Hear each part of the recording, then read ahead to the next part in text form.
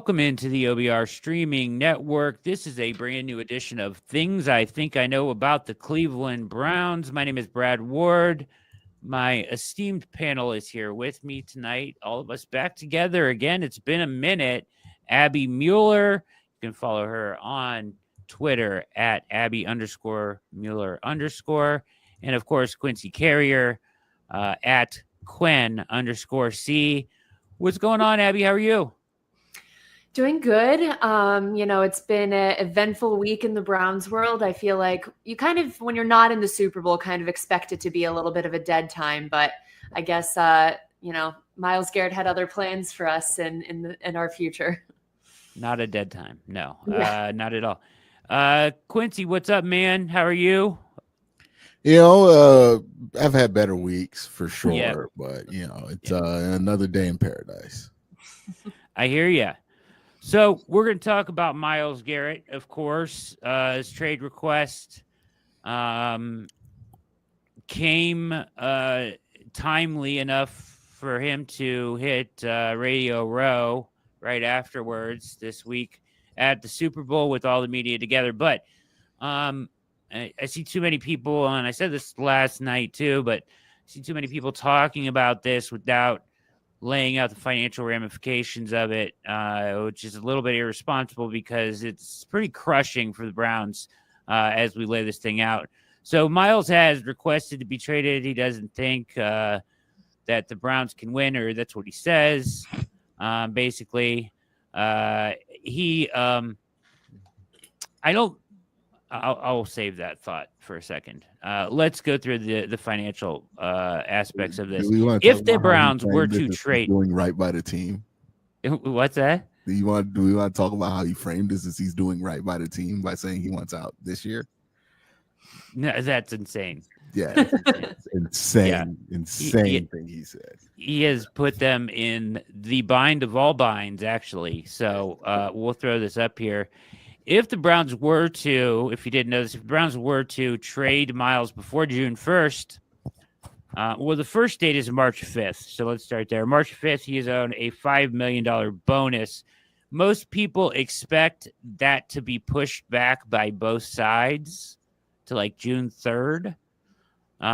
Or the Browns could just pay it to him, which would just kind of lock him or entrench him more. So that's the first date to watch. Pardon me, March 15th, not 5th. I gave the wrong date. March 15th, he's owed a $5 million bonus. So if the Browns pay him that, it just kind of shows that they're more entrenched even more in not trading him. If they do agree to push it back, that would be kind of their first sign of agree to push it back of like maybe they're open to negotiating some sort of a move. Ultimately, here's what would happen if they did trade him before June 1st. Because he was restructured in 21, 22, 23, and 24 due to Deshaun Watson deal mostly and other reasons to make more cap room, $36.2 million of dead money would come due in 2025. That combined with the extension they were planning on giving him this offseason would basically cut $50 to $60 million into their spending power in 2025, which would basically turn them into the Saints. They would not be able to sign some of their players. They would have to start cutting. It would basically signify a reset at that point. One way they could finagle through this thing, potentially, although it would be tough to do even this, would be to wait until after June 1st, where it would then split that dead money out over 25 and 26, which is 14.7, and then 21.4, which would still restrict their offseason plans, but not nearly as much. And they could probably try to not fully reset at that point, but they would be not doing what they had planned to do as far as making this team better in the offseason. So that's kind of financially how it breaks down. My thought initially on this, guys, is I don't think it's about the money because I think the Browns were going to give him the biggest contract For sure. a defensive player has ever gotten in the NFL.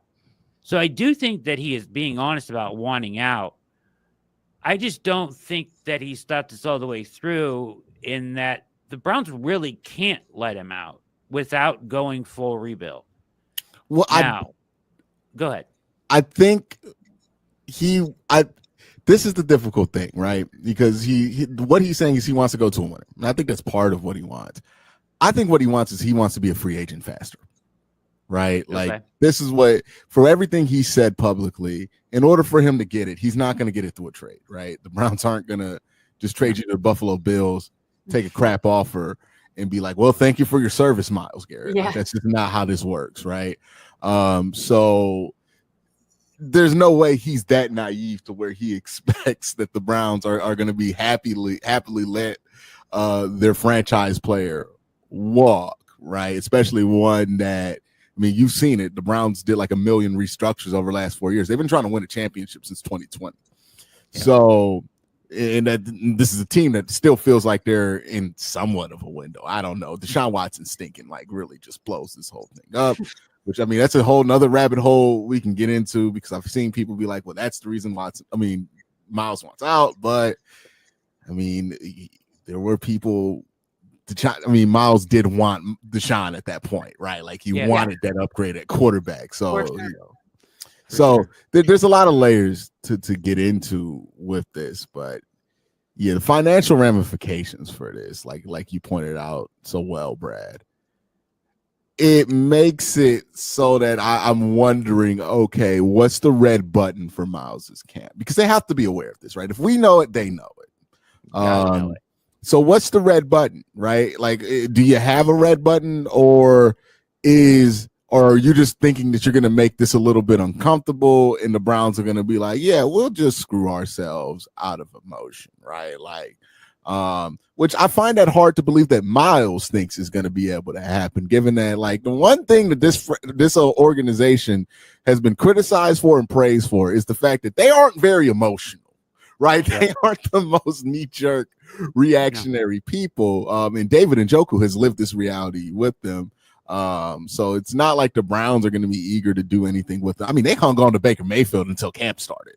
Like, that was uncomfortable when they were doing it. So yeah, I just wonder what they feel like their red button could be, and if that red button is, oh, they have an unbelievable trade offer lined up for the Browns. But again, any trade offer that would be deemed as unbelievable has to be counterintuitive to his stated goal as to be going to a championship team, right? Because the Browns are going to want to go get somebody who doesn't have the future of getting great picks, because they need a quarterback in 2026. So absolutely.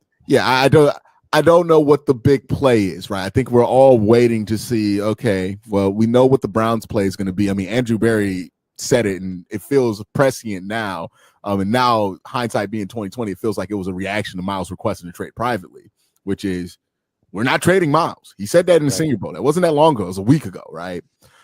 So we know what the Browns' move is going to be. They're not trading him. Nothing seems to have changed on that front. Everything indicates that the Browns aren't really open to it.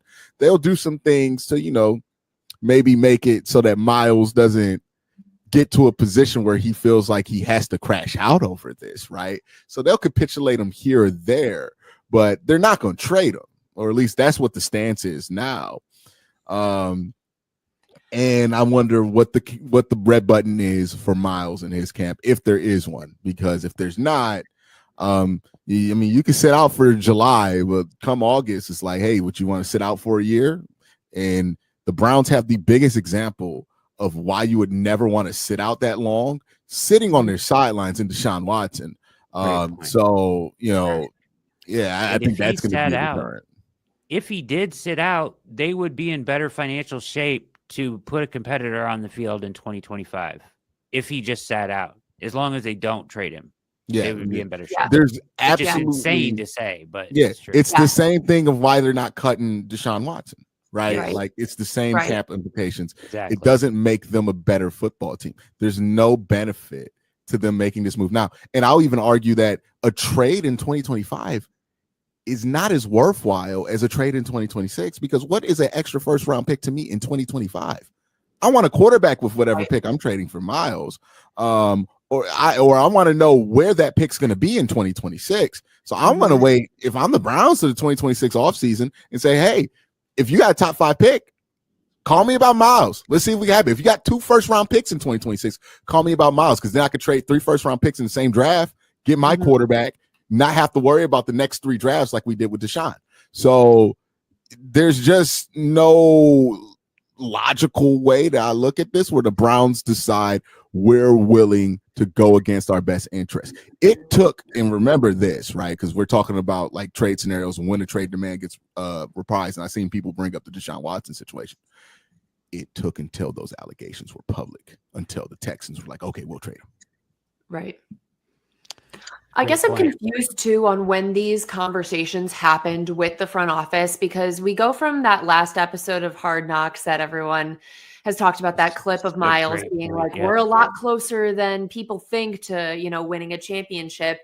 And then, obviously Andrew Berry had his Cleveland to Canton comments. And then, just a week later, we hear about this. So I guess I'm so unsure of the order of when this happened, because I know, Quincy, you pointed out, you think that Andrew Berry was making that comment already knowing that a trade was coming. I guess my initial reaction that was like, did he have any idea that a trade request was coming? Like, when he made those comments, or was this truly like within the last week or so? Because it feels like Myles hasn't had this in his head for that long, that like, this is the move that he's going to make. It feels like it's more recent, but he said he talked to his family, right? Like he talked to his family, his inner circle, and he wanted to wait till he got away from the season. So I'm assuming that this was that first week after the end of the season where he goes home, you clear out your locker, you're done, you're completely away from the city of Cleveland, goes back to Houston or wherever he lives, right?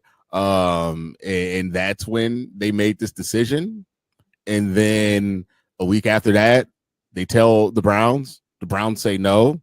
And then I feel like it was interesting that Mary Kay at that point, because like up until last week, up until a couple of days ago, the idea of Myles getting traded, that was dead. Like it was a non-story in Cleveland. So it was interesting that they felt the need to even ask that question. And then Andrew Berry felt the need to answer it, right? Because usually he doesn't even give an answer. I feel like that kind of all, like they knew, okay, he privately requested a trade. It was going to come out. He's already saying no. Which was only just a week ago. Response. And I think that's why we get the response right before Radio Row. Right. That Myles is like, oh no, I want to be out publicly, because publicly the Browns, if you're Myles, you're like, oh, well, the Browns publicly said they're not going to fulfill my request. Now I'm going to publicly get my request and, force it up to escalate this whole issue. Yeah. Well, and even with the Radio Row stuff, I feel like I think that is very intentional too, because he is not being shy about like naming teams he wants to go through, like really putting the pressure on in a way that he wouldn't be able to if it was not in this kind of setting. Like it's very uncomfortable to watch the clips of him being like, yeah, the Commanders would be fun, like that. Yeah. That does make things, I guess, harder. I think a lot of this is intentional, and I think that you guys are onto something. So to your point earlier, Abby, his narrative up to the end of the season on Hard Knocks, in the press conferences, after the press conference where he kind of got pinned down into saying he wanted to see a plan, excuse me, he sounded like it was a non-issue. He sounded like he was on board and things were looking, he was going to be involved and all this. We're not that far away. Same thing David Njoku said. We're not that far away. Radio Row. Same thing Njoku said, yeah. And so it felt like it was a dead issue. And then it was only about a week ago that Berry was at the Senior Bowl when he said that, right? And then he goes to the Pro Bowl. I think he met with Clutch. He says he talked with LeBron. Mm-hmm. I think somebody got in his ear and laid out this plan. It feels very calculated that, I think it was in response to Berry's presser A, and I feel like he was given a plan B, and he was like, let's do it. I don't know if this is a response. I don't know if it's that immediate, right? Like, I think it is, he felt one way, and he wasn't sure. But I think the ideal of leaving has been on his mind for a while. Sure. Yeah. So I don't know if it's like Clutch got in his ear and said anything. I know from what I've heard, from people close to Myles is that there was a desire for his career not to end up like Joe Thomas. And I remember hearing that a couple of years ago, right? 2022. Yeah, so there is that part of it, right? And the Browns coming off this bad season. I think what he has been basically saying is he wants to go to a team with a quarterback, right? And he's not willing for the Browns to wait to get one. I wonder what that means, like if he knows the Browns aren't going to take quarterback in 2024, or if he's done the scouting himself. That's what I think. I think he looks around. I think he looks at the class, there's not a good one. and he's like, "There's nobody that I love, and nobody that's going to make a difference in this class, and there's nobody in the free agency class that's going to make a difference for me. So I need to go someplace else." I'd be surprised because like football players, especially NFL ones, don't watch that much college football. Like that's what I'm saying. It might not even be him. It might be Clutch being like, none of these guys, people in his well, ears. Are those kids, Dion? Are those Clutch clients? Or who?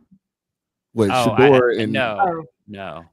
I'm just saying, like, I think that he threw LeBron under the bus. Yeah, I mean, he threw LeBron under the bus big time. Like for people in Cleveland to say, "Oh yeah, I've been talking with." I mean, that was brutal to do to LeBron. Like, not only have you left twice, but now you're taking our good football player out too, helping him with the pass out. Anyway, either way, LeBron never have home here, man. LeBron be working so hard to make this like home, but he keeps doing stuff. Yeah, right. The question is for you guys. So I like the way you phrase it. What's the red button for them? Like, because like I said, I don't think it's money. The Browns were going to give him the money he wanted. So what else could he want? What will get him back in camp? What will be the limit? Because I don't think that the Browns are willing to move off of this. I don't think they can. No. Unless there's one situation that I have thought of that would do it. Because for me, Andrew Berry's job is on the line this year. He has to do A, B, C to keep his job in 2025. If he were to trade Myles Garrett and his house of cards and all his restructures come pouring down on him and they can't compete for 2 years and it's a hard reset, he's out, I think. So unless Jimmy came to him and this got ugly enough that Jimmy Haslam came to him and gave him assurances that he would be the one to be able to rebuild it. That would be the only way I could see him conceivably trying to make this happen, is that he was given assurances that his job was safe. And he felt like, but I still think they actually believe in what they have on the roster. So that's why I'm saying enough to try to compete. Right. So my question to you guys for things I think I know is, how do you think this ends ultimately? Like this is going to be a long trip down this thing. How do you think it ends? Does it end with an extension? Does it end with, him sitting out? Does it end with a trade? How do you think it ends, Abby? It's so different than any other NFL situation we've seen before because he truly is like a Hall of Fame level player. Like we do see players request trades quite a bit, but it's just like this is a different level than we've seen. And with everything that you have laid out with the financials and just all of the other discussions we've had, like I just don't see a world where Andrew Berry in any way decides to move on from him. My hope is that maybe even, what was happening today with Njoku being like, I'm going to talk to him, I'm going to get in his ear, and, some of the other guys now that they're aware of it, because obviously this is all new and fresh and they weren't aware of it, that he can be having some conversations with, the veterans in that locker room that can maybe, sway his mind at all to coming back, because I just don't think there's a trade out there that's going to make Myles happy that the Browns would do. Like that just seems completely impossible in the world we live in. So yeah, I feel like he's going to be here, and I hope the other players can convince him to want to be here. And, hopefully if that's the case and they can make some improvements next season, there can be an extension that happens.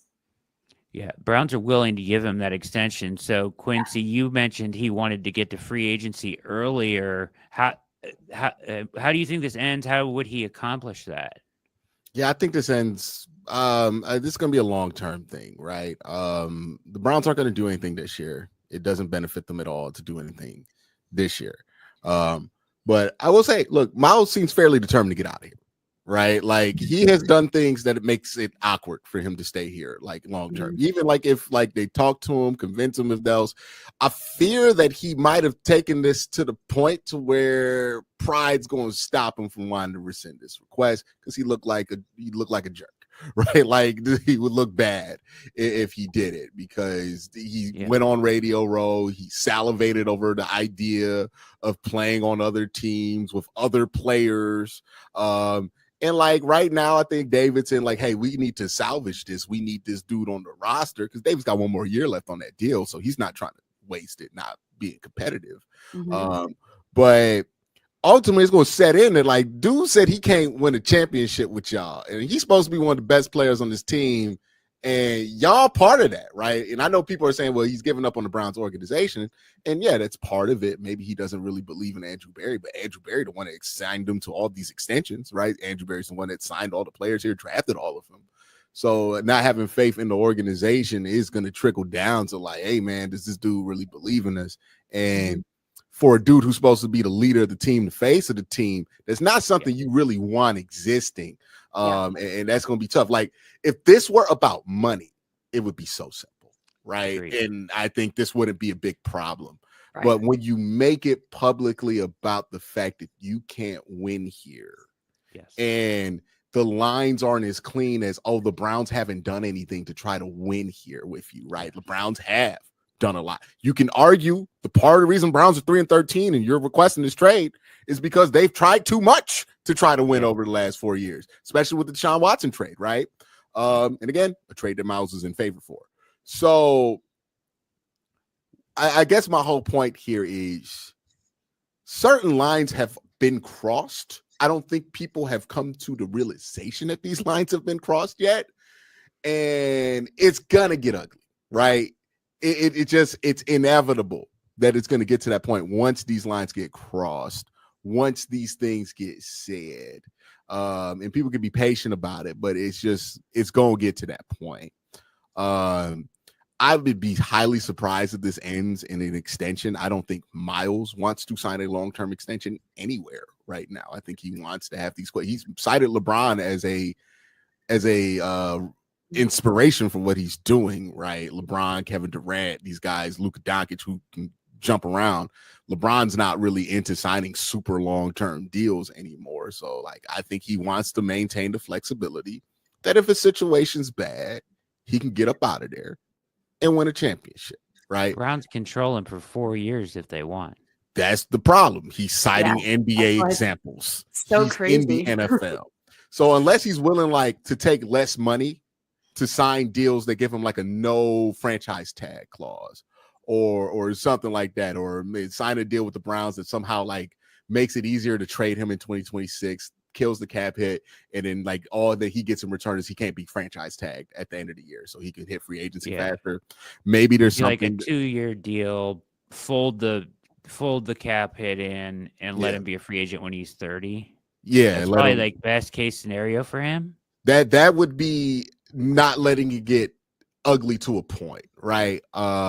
But I the way I imagine the Browns use this is 2025. They're going to try as much to win as much as possible. This is the situation. They have to try to win as much as possible. Yeah, not just to save their jobs, right? But also like this is what they don't have any other option other than to go all in with who they have here. I think in 2026 it's quite the opposite.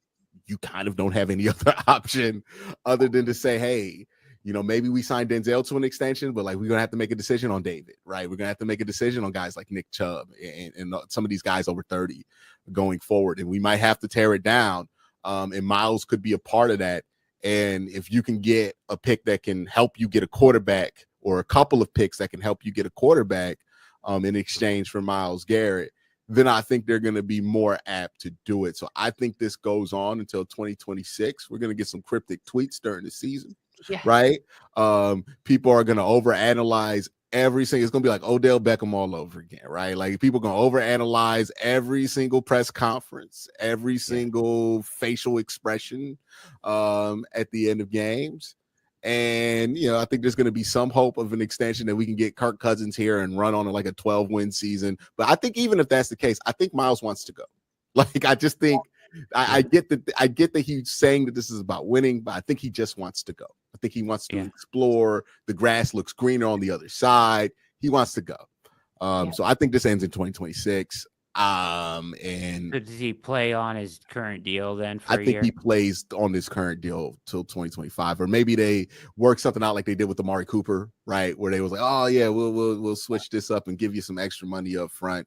Put some guaranteed money in it. Yeah, to make you happy about showing up to camp, to make this year better, but you're probably gone after next year anyway, right? I feel like the only thing I fall back on like hoping that things could change is that like if things do go well for the team overall in 2025 and like they have a successful season, like things change so fast in the NFL and people move on from like bad situations and weird, arguments within teams and organizations so quickly that like I could see a world where things do go well and he, is able to be happy with, the direction in 2025, that things could change just because of how quickly the league moves and shifts. But I do agree. I mean, he's made things extremely uncomfortable, but I don't know. Sometimes I can't even remember what happened like 2 weeks ago during the season because things change so quickly. Like you're mad one week and next like everything feels like it's better. So I don't know. It's hard. Feels like 11 wins, right? In 2023 was so long ago, right? Even though it's like the second best regular season in Browns history since 1999. Exactly. But to your point, Ab, because I do think that's a great point that like memories are ultimately short in the NFL. I would bring up an alternative idea of like, what if the Browns do go 12-5, right? With that unhappy Myles Garrett or whatever it was, right? 11, we're being hopeful here, right? With best case scenario, the Browns win a bunch of games. For whatever reason, they win a bunch of games. Yeah. And then you look around and like Chicago has the number 2 pick. And you like Lenore Sellers. And Lenore Sellers has like a Heisman Trophy year. He's going to be the number 2 overall pick. And Chicago's like, hey, we got a quarterback. We want to make our defense better. We'll give you the number 2 pick and our pick next year from Myles Garrett. I mean, you just went 12-5.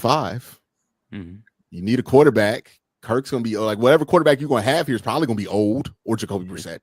It's going to be a short-term solution. Yeah, be a short-term solution. So if somebody offers you a pathway to a long-term solution to send a player out who's already expressed his desire to be out of here, it's not going to be what it was before, where it's like you're not even answering the phone call here.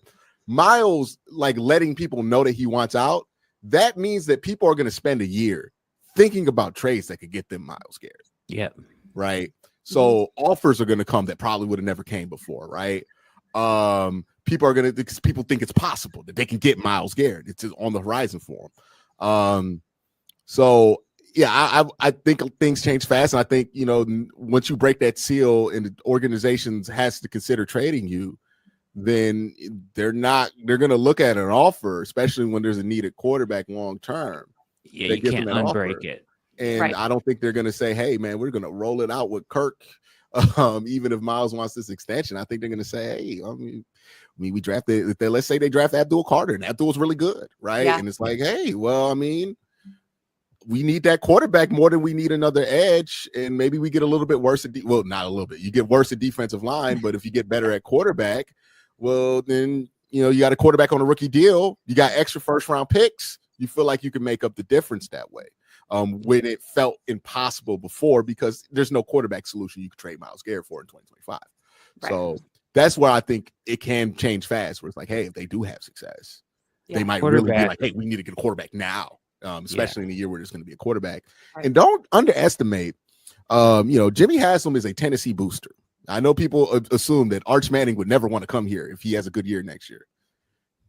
Tennessee booster, good relationship with the Manning family. I'm all for it, man. Yeah, that would be a natural slide in there. So both the quarterbacks I could see, because I look at Lenore Sellers, I'm like, that seems like an Andrew Berry, Kevin Stefanski pick at quarterback if I've ever seen one, right? Him and like Jaden Daniels are the two that jumped off the page where I'm like, that's a personality fit. Yeah. But yeah, it's just the things could change, the circumstances could change, and the Browns ultimately do need a quarterback. And this offseason, no motivation to do it. Next offseason, not going to be a big penalty for trading him, and could be something that puts you in line to get a quarterback. Yeah, ultimately, if you're going to trade someone like Myles Garrett, you should be aiming at getting your franchise quarterback out of that trade one way or another, using the assets from it or directly, to the trade up, like you said, to like the second pick or You should whatever. have traded Myles Garrett so you go out and get Mason Graham, right? Like, Yeah, I like Mason Graham a lot, but like, exactly. A dual card of Mason Graham is not Myles Garrett. The reason the Browns haven't sustained winning is because they haven't had a quarterback that has given them sustained quality play year over year. And I'm sorry. This is another reason why the NFL and the NBA are different. Myles Garrett is a Hall of Famer, but he can't win games by himself at defensive edge. A quarterback makes more of an impact, right? So that's kind of how you have to look at, if this does go down at some point, that's how it has to go down for the Browns. But it can't go down this year now.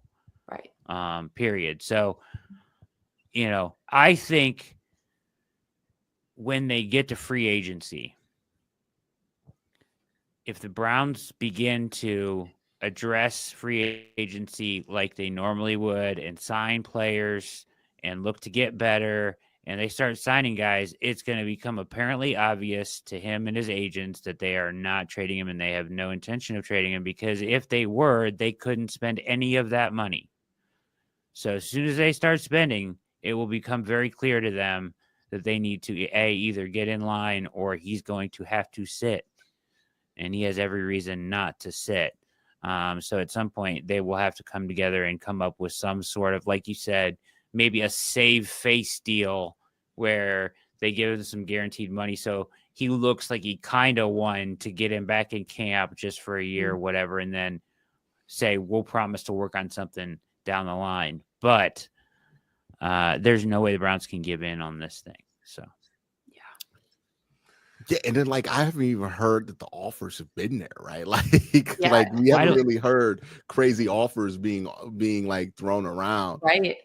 And I think that's what Myles was betting on, was that he was going to be such an unbelievable player to grab, which like he is, that somebody would be willing to give the Browns an offer they cannot refuse in exchange for him, right? Like he kind of mentioned that on the Rich Eisen interview, where he's like, he was hoping that like a crazy offer went through. And we'll find out at the beginning of the league new year if that's going to be the case, because I assume if you're willing to do something crazy, you're going to want to do it before the draft. Right. But doesn't do anything to get anything crazy in 25. You want the assets in 26, and you don't know what that asset is going to be as far as a draft pick, especially if it's a competitive team. It could be the 29th pick in the draft if it's somebody good. Well, you're trading to Myles Garrett, so they're going to get better, right? Which is also the other part that you have to factor in. I was thinking, I'm like, there are a couple of things where I'm like, I wonder how the Browns will feel about it. I know I wouldn't be in favor of it, but I'm like, Minnesota is a team where I'm like, if they offer a couple first and then JJ McCarthy, does that change it for you? Because you're getting a quarterback solution potentially. Really got to believe in him, though, because he hasn't played at all since he had 2 surgeries. So it goes back to your pre-draft. It's like, would you have, like, if he were in this draft, would you have taken him at 2? Where did we have him? Yeah. Right. So, where did you have your evaluation of him there? So, like, maybe something like that could pop up. I can imagine the only other thing that could make the Browns be like, you know what, we'll suck in trade for him, is if somebody got 2 first-round picks in 2026. Nobody has multiple first-round picks in 2026 yet, but if somebody acquired 2 first-round picks, that might be attractive to the Browns, to get 2 first in 2026 and then maybe a player or another first in 2027 in exchange for Myles, because then you could trade 3 first-round picks, get a quarterback, not have to do the whole thing where you sit out 2-3 drafts. I think that's more likely to happen after the draft, and then they can go post June 1st, split up the money, still try to win this year, and get the 2 assets in 26, because the draft's over and everything. So we'll see. I still think it still would be hard to do. It's going to be hard to find a suitor that has enough that you want. You know what I mean? Because the price isn't just Myles Garrett, like you pointed out. It's Myles Garrett minus $60 million of your own spending power. Yes. Yeah. So it's like right now the price, like there's nobody gonna be willing to pay that price because the price is like, oh, you need to give me your draft, your first 3 picks of your draft for the next 3 years. Yeah. I need a first, second, and third 3 years in a row, and I need a player. Right. And I normally need a Pro Bowl level player to go. I need a tackle. Give me your left tackle too. Yeah. Like, and like that would be the price to justify it for the Browns. Like when you factor in all the money and all the lost opportunity and everything else in there, it just wouldn't be worth it. And like you pointed out, it would be more worthwhile for them to get nothing out of Myles this offseason or this season than to trade him for 2 first. Yeah. Normally the other team too would be pointing out the fact to you in the negotiation that they have to pay him an extension, a massive extension, a record-breaking defensive player extension. However, in this instance, paying that extension only helps the Browns financially. So they can't tell you that because you would rather pay it. Would a sign and trade? Well, I think a sign and trade would just exacerbate the problem, right? Because once you trade them, you have to pay off the guarantees. Yeah. You can't just trade the guarantees off on somebody. So I don't even think, again, not the NBA. Like, not the NBA. You don't have the same CBA. You don't have the same kind of solutions available to you. And it's so weird with clutch involved and everything. This is why this kind of thing doesn't happen. And the NFL has specifically designed this in a way that can't happen, right? If you get a quarterback, you keep your quarterback. We saw Lamar Jackson was trying to get out of there in Baltimore. It's hard. Great example. You had Arthur Blake being like, "Hey man, we're gonna stick with Desmond Ritter, right?" Like, over trying to pursue Lamar Jackson. That's a good example too of a situation that was so uncomfortable for a while, and forgot like about it is not even a thought now. Like that they called him the child in the negotiations. They were out here arguing with his mama. Yeah, because she was negotiating. I felt like at the time, like there's no way he can go back. Like it didn't feel like there was any way, but there literally those words came out of my mouth. There's no way he can go back at this point. And he went back, and they forgot about it. And it's fine. Yeah. The difference though is that was about money, right? Guaranteed money. 100%. Yes. Yeah. This is about winning. And basically, your career, your legacy. How he has said he trusts Stefanski multiple times on the record, but basically he's calling the front office incompetent at this point. Here's the thing, too, with this. If you want to get Andrew Berry fired, then get Andrew Berry fired. You're Myles Garrett. You could get Andrew Berry fired, right? Like if that's ultimate, unless Andrew got more power than we think behind there, right? But it seems like the priority is Kevin. And Andrew is there as like, okay, well, Kevin likes him, right? But yeah, if you want to get Andrew Berry fired again, I don't think anybody would have been like, hey, we need a change of direction in the front. Well, I don't know if you want to specifically name it, but you're like, I would like to see a change of direction for the Cleveland Browns going forward. And we know what that means. They would know what that means. And then Andrew Berry would have been fired right at the end of the season, and then they would have hired somebody, and then bam, boom, you got what you wanted. You can trust the whoever is in charge here, right? It just. I also want to bring up this idea because I was talking about this. I haven't released this video yet, but it's going to be out by the time this goes up. I think the one thing athletes and I think fans even undervalue is this idea of like my legacy is about how many championships I win. I would challenge that idea because championships are important. Obviously, it's the goal that everybody goes for. Everybody wants to win a championship, but I've seen KD win a championship and regret the fact that he don't got a home no more, right? When it comes to his NBA fandom, right? LeBron is a big example of this. Won 2 rings in Miami. Always feels like he kind of regrets doing what he did, right? Because it cost him home in a way that he could never get back. Even after he won a championship, he got it back somewhat. I mean, Myles trying to destroy it right now, but he got it back somewhat. And even then, it's not the same as it was, right? The unconditional love. And one thing I think all these athletes understand is, hey, when you're done playing, the people who are going to make these unconditional arguments for your legacy, which you think is so important, are not going to be your, like, the individual fans that are out there that just love you. It's going to be the people, the wide swath of fan base that you get from representing a team for a while, right? Like, Kobe stands are really good at pumping up what Kobe has done because he stayed in LA. He is Mr. LA. It's not just like Kobe fans that pump up his credentials. It's the whole city of Los Angeles that is behind him. And anybody who's ever liked the Lakers pumps him up because that's part of being a Laker fan. You know, and when you don't have, I mean, Jordan had that with the Bulls, right? For the longest. So when you don't have that, you realize that it kind of does affect your legacy in a way that you did not go. Like what Dominique Wilkins, like if you look at his career, he was a really damn good player, but like if you see Dominique Wilkins in Atlanta, people lose their mind. It's like Magic Johnson, right? He didn't win nothing, right? Like Bernie Kosar didn't win a thing in Cleveland, right? Known for losing in the conference championship game, right? In heartbreaking fashion. Can walk around the city of Cleveland as a Saint and still have people to this day who have never watched a lick of Bernie Kosar play football, weren't even born when he was an active player, spout the greatness of Bernie Kosar. Why? Because he made the choice that, hey, I'm gonna rock with these people, right? And that's what it's gonna be.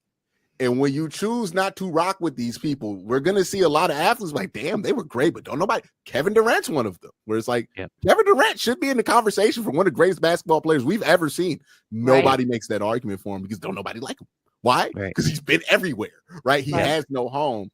And like, I wonder if that question has come through Miles's head. Like, hey, you can win a bunch of championships, but if you go win one in San Francisco, win one there and there, it's like, you're going to have these rings, but are you going to have the legacy that you wanted? Because who's going to be really pushing for you in the way that, you know, Browns fans who watched you emerge as his megastar and cherished you as a megastar were going to push for you for your whole career. I mean, Joe Thomas's legacy is never going to die in Cleveland, despite the fact he never played a meaningful down of football, right? And that matters. Like if we're talking about legacy, how you're remembered, you need people who hang tight to what you did as a player to remember you. And yeah, you can win a championship, but if you're just a part of a championship team, like if he wins a championship, name a random team, Brad, that he could win a championship with. He could win one with Green Bay. Green Bay, right? That's Jordan Love's championship. The people going to associate that one with Jordan Love, right? They're not going to be like, oh, the Myles Garrett one. Like, no, they're going to be like Jordan Love. He could win Super Bowl MVP. It's still the Jordan Love championship, right? You know, if he wins one in Chicago, it's going to be the Caleb Williams championship, or in Washington, right? It's going to be the Jaden Daniels championship. It's not basketball. The only way he would have won a championship, and even LeBron, like he won them rings while D Wade was cooked, and they still act like it was D Wade's championships. Why? Because it was on his team. It was on D Wade's squad, right? Like that is how this thing works. Like when you have a championship nobody cares about, the one he got with the Lakers. Why? That's nobody's team, right? This is Laker fans like, hey, we won one, right? It's good bragging rights. But it was don't feel like nobody's player. LeBron don't feel like nobody's player at this point. But when he won one in Cleveland, that's the one that's going to be all over his legacy, right? The one that is his legacy. One of the greatest of all time is because he won it. And that matters. And I think too many athletes are looking at this from like a analytical, just do I have this many championships? Do I not? Ring culture aspect of it. And they don't think about the fact that sports are an emotional piece of entertainment. And part of that emotion is people need to be attached to you. And if you don't spend a long time being putting your roots down at a place, then nobody's going to be attached to you and care about your legacy, how many championships you won, because they have nothing to connect to on that. And that's what Myles is sacrificing here, right? Because I'm already seeing it, man. People aren't happy with this, and it's only going to get uglier. I think too, when you're not a quarterback, like you were just listing off on like all those teams, that if Myles won with those teams, the legacy would be for the quarterback. And I think that's probably the case for every single team in the NFL, because that's just how things are remembered. So I think the legacy for players who are non-quarterbacks is so much more based on those connections with the city, especially if you're a lineman, offensive lineman, defensive lineman. Like a lot of times, obviously Myles is a known player, but you just are not as connected, I guess, with the identity of that team as a quarterback would be, regardless of how good that quarterback is. Well, even if you are a quarterback, right? Because we saw this with Matt Stafford. That was Aaron Donald's ring. That was Cooper Kupp's ring, right? Yeah, you're right. Like the respect, the ring goes to whoever's been there for the whole time. He right? had to leave Detroit to go to there to get it. Like Matt Stafford gets love and respect for that ring. Obviously, I'm not saying he just jumped on it and took it, but it's like the fan base is like, no, I'm glad Aaron Donald got that ring, right? True. Like I'm glad that Cooper Kupp got it. And like, I mean, Cleveland's a good example of seeing a player who lost home. Deshaun Watson lost home, right? Just burnt it up with Houston. And like, I don't think he would ever have been the same because he just did not have that base of support. Obviously, with everything else that got associated with his name, he definitely needed that. But also, if the Browns would have won a championship in 2022 or 2023 with Deshaun at quarterback, let's say Deshaun, we live in the alternate universe where he was actually good. You know whose championship that would have been? It would have been Myles' championship or Nick Chubb's championship, right? Yeah. That's what I'm saying. Like players want to win a championship because they assume it's going to feel a certain way, but it's only going to feel the way that it feels that everybody's chasing to win a championship when you do it somewhere where you have legitimate roots laid out. Because other than that, like it feel like KD won them championships. It don't matter. He don't even want to go back to Golden State, right? Yeah. Like.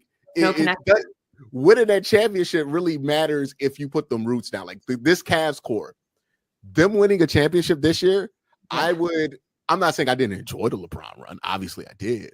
But if this core that I just watched develop, Evan Mobley, I saw him as a basketball baby, right? Darius Garland, these guys, that would bring a tear to my eye in a way that like winning in 2016 just brought me happiness, right? Like it would mean something different. It's to special, me. Yeah. Because I'm like, okay, like the real roots, real things have gone down to get that ring, versus just like being a mercenary getting a ring. But that's my beef with ring culture. I feel like people just look at like staying with the team, sticking with the fan base, and sticking with a place one time and say, oh, well, it's stupid to do that because you need to get as many championships as possible.